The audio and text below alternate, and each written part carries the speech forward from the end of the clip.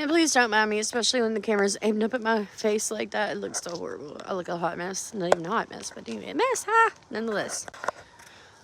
Don't mind that video. It's pointing up at my face, so here we go. Yeah. So, that being said, I don't expect people to help me to a sense. Like, I don't know how to even explain that, because in my videos it does sound like I'm expecting people, but the way I was raised, like, you help those in need if you're able. Like, I don't have money to pay you thousands of dollars by you. I mean them. I know a lot of people don't like when people talk like that, but I'm country. I'm as country as it gets. However,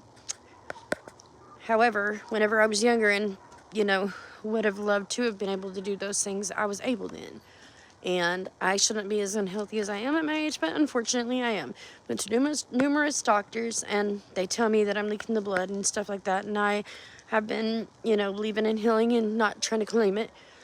But, when one thing after another hits you and hits you and hits you, and all your life you feel like you've been trying and you just keep getting knocked down, there's a point you come to that I never thought that I would come to. I'm exhausted. I'm tired of believing in people who don't believe in me, who don't care enough. I've been sabotaged. I've been,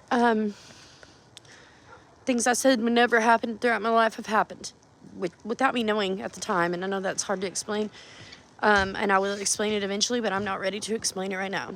That being said, yeah, it's hard to say that you don't know about something until you're there, and then it happens, and then you just have to explain, and then you would understand. But things I swore I would never do, I've done throughout my life. I don't do anymore, however, and I'm sure some of you can catch on to that. I'm not trying to make it that way or trying to hide anything. I'm just not ready. And that has been used against me. And also, I've lost a lot of things. A lot of people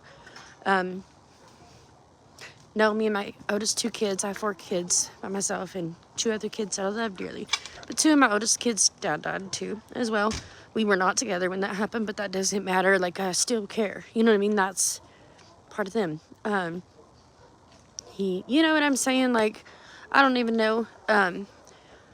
It's a whole lot of hurt. It's just a whole lot of hurt. And you think, like, oh, God's going to pull me out of this. God's going to send somebody. God's going to send somebody. When you're standing in that, God's going to restore. God's going to restore for 5 years. And people are making accusations that aren't true on top of that. You're just like, what is the point? You know what I mean? What is the point? Like, when do you come to a stop where you're like, you part of you got 1 foot in and 1 foot out when you've been doing good for almost 7 years, really good, trying so hard, standing in faith, and 5 years of that, and then nobody coming. I don't expect people to save me, but I expect people to have a heart. And I'm about ready to just give up on all that, because